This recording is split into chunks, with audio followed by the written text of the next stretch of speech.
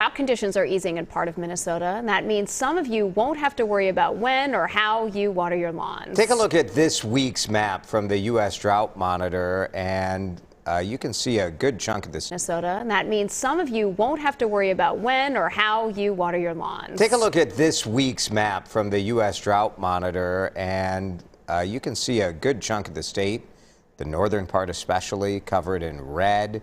That means extreme or exceptional drought. And now the latest map that just came out, some big improvements. The dark red area is gone, and you see that kind of light brown that dipped into the central part of the state. Our area, most of that is gone. So because of this update, St. Paul Regional Water Services says it is lifting watering restrictions starting today. So that affects St. Paul, 10 surrounding suburbs as well. Minneapolis Public Works plans to make a decision next week. Help is on the way for Minnesota farmers and producers that are struggling because of the drought. This morning, Governor Walz and state agricultural leaders plan to announce a relief package. But for some crops and produce, that damage is already done. So what might that mean for your trip to the apple orchard or the pumpkin patch this fall? Shayla Reaves is live in St. Louis Park this morning with what to expect. Hi, Shayla.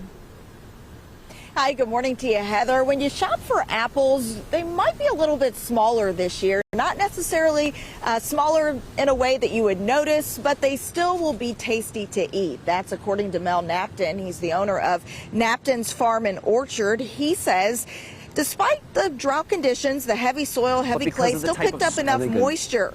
Workers try to keep the weeds out so any available moisture goes into the plant. Some people like big ones, and we have plenty of big ones. Maybe a touch smaller, but you know, they're still good. As we started.